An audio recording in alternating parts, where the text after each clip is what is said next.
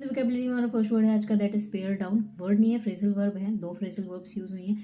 Pair down का मतलब होता है बेसिकली किसी चीज़ को छोटा करना, कम करना। सो डिक्रीज कह सकते हैं, रिड्यूस कह सकते हैं, लेसन कह सकते हैं, अबेट कह सकते हैं, कट बैक कह सकते हैं, शेव ऑफ कह सकते हैं, ट्रिम कह सकते हैं आप इसके लिए।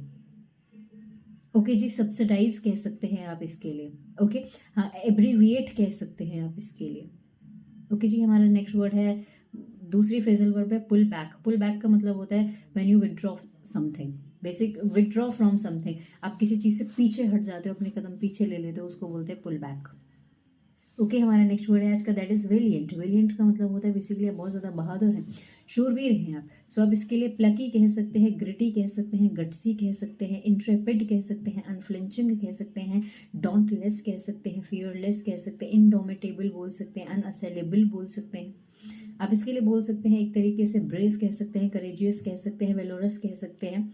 आप इसके लिए हीरोइक कह सकते हैं, एक तरीके से गैलेंट एक वर्ड होता है, बोल सकते हैं आप इसके लिए। फिर ऐसे लोग जो होते हैं वो लगातार काम करते रहते हैं, सो हम इसके लिए परपेचुअल कह सकते हैं, परसिस्टेंट कह सकते हैं, कंसिस्टेंट कह सकते हैं, डिटरमिन्ड कह सकते हैं, फोकस्ड कह सकते हैं, रेजोल्यूट कह सकते हैं, कॉन्स्टेंट कह सकते हैं आप इसके लिए।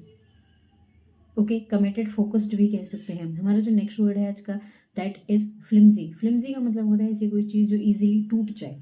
सो आप इसके लिए इजीली ब्रेकेबल कह सकते हैं, स्मैशेबल कह सकते हैं, डेंटी एक वर्ड होता है, बोल सकते हैं।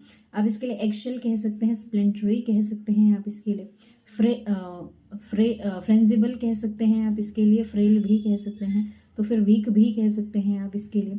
फिर वीक कह सकते हैं तो आप इसके लिए बोल सकते हो एक तरीके से, हाँ डेलिकेट बोल सकते हो, मैं डेलिकेट बोल रही थी, डेलिकेट बोल सकते हैं।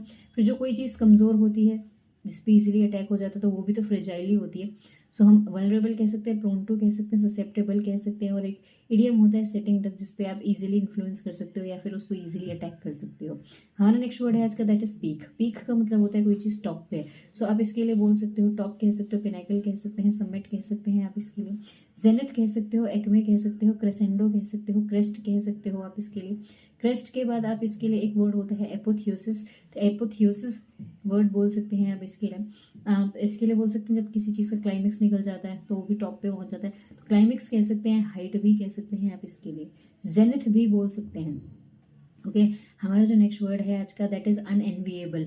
एनविएबल का मतलब क्या होता है, ऐसी कोई चीज़ समथिंग यू डिज़ायर, अट्रैक्टिव है, डिज़ायरेबल है, लवेबल है कोई चीज़, है ना। तो अनएनविएबल का मतलब क्या है, नहीं चाहिए वो चीज़। कर्स कह सकते हो, टॉर्मेंट कह सकते हो, पेनफुल कह सकते हैं आप इसके लिए। आप इसके लिए बोल सकते हो अनप्लेजेंट कह सकते हो, दुखदाई है वो चीज़, कोई चीज़। अनविश्ड